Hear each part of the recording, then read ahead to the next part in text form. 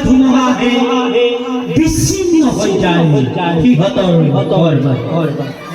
হাহাকাৰ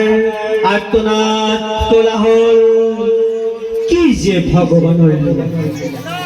বক্ষ বিদাৰী মাগৰ তৰ্জন গৰ্জন বিজুলীয়ে চিৰাচিৰ কৰি পেলাই আকাশ আঁকি দিয়ে একা বিকা ভয়ত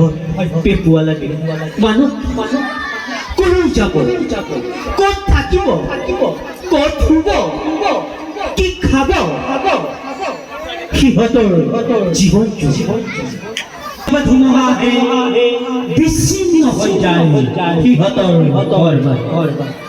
হাহাকাৰ আৰ্তনাদ কোলাহল কি যে ভগৱানৰ লীলা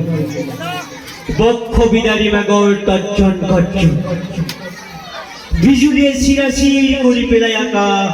আঁকি দিয়ে একা বিকা ভয়ত পেপুৱা লাগে মানুহ কোনো যাব ক'ত থাকিব ক'ত শুব কি খাব সিহঁতৰ জীৱন আকৌ আহিছে হাৰ কপোৱা যাৰ ক'ত পাই কাপোৰ গাত ল'বলৈ গৰম আনিবলৈ এটি উলংগ শিশু অৰে ৰাতি পৰিতান কেঁচা মাটিৰ গোট লৈ হাৰ কপোৱা যাৰৰ কপৰে তাৰ শৰীৰ হৈ পৰচ মাকৰ কুহুমীয়া বুকুৰ ৰঙত হেৰাই যায় হাৰ কপোৱা ঠাণ্ডাৰ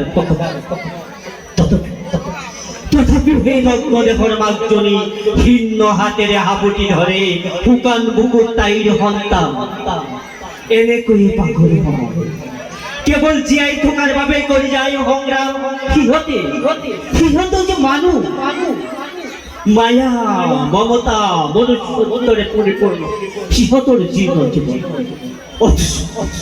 অথচ সেই ভয়ংকৰ সংঘাত আৰু কাইটিয়া হত্যাতে নৱদম্পতিৰ জীৱন যুদ্ধৰ পাতন জন্ম হয় নৱজাতক আকৌ আৰম্ভ হয় ভোগ পিয়া ৰ'দ বতাহ শীতৰ পীড়ন বোকা পানীৰে লেটিপিটি এজাক মানুহৰ সংগ্ৰামী ধন্যবাদ